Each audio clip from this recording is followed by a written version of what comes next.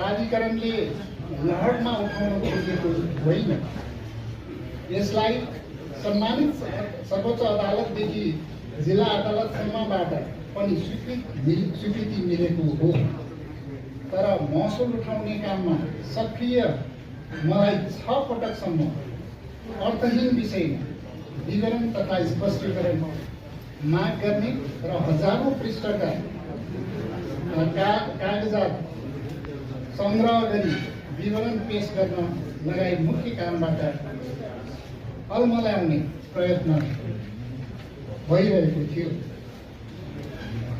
प्राधिकरणले पटक पटक गरी 4 पटकसम्म लाइन विच्छेद तथा अन्य विकल्प समेत अवलम्बन गरी बटौदा वसुलीको प्रयास गरिरहेकोमा पटक पटक माथिल्लो निकायबाट नै अवरोध सृजना भएको कुरा सबैको जानकारीमा छ। लाइन विच्छेद गरी बटौदा वसुली गर्ने सहमतिको लागि मैले विद्युत नियमन आयोगलाई 2081 चैत्र 11 गते पत्राचार गरेको थिएँ। यस लगत्तै मलाई बर्खास्त गर्ने निर्णय मन्त्री परिषदबाट भएको हो। बटौदा उठाउने मेरो प्रयास नै म पदबाट हट्नुपर्ने मुख्य कारण बनेको छ। सार्वजनिक संस्थाको बटौदा उठाउन खोज्ने मेरो प्रयास राज्य विरुद्धको अपराध हो। यसको जवाफ पनि नेपाली जनता र इतिहासले आगामी दिनमा अवश्य माग्नेछ।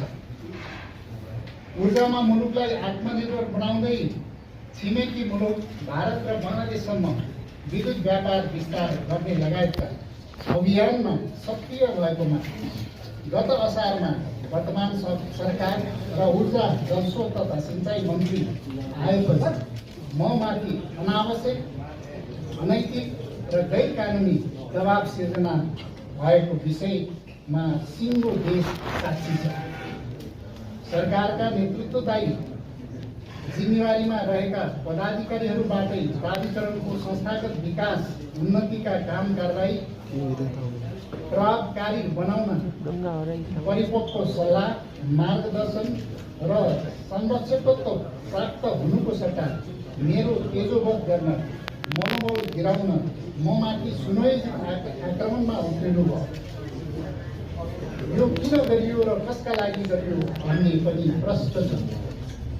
मुख्य रूपमा विगतमा आम उपभोक्तालाई 18 घण्टासम्मको लोड सेडिङको अँध्यारोमा राखी उद्योग र उत्पादनका लागि भनेर अनुचित रूपमा डेडिकेटेड फ्रन्ट लाइनबाट निरन्तर विद्युत आपूर्ति दिएका सीमित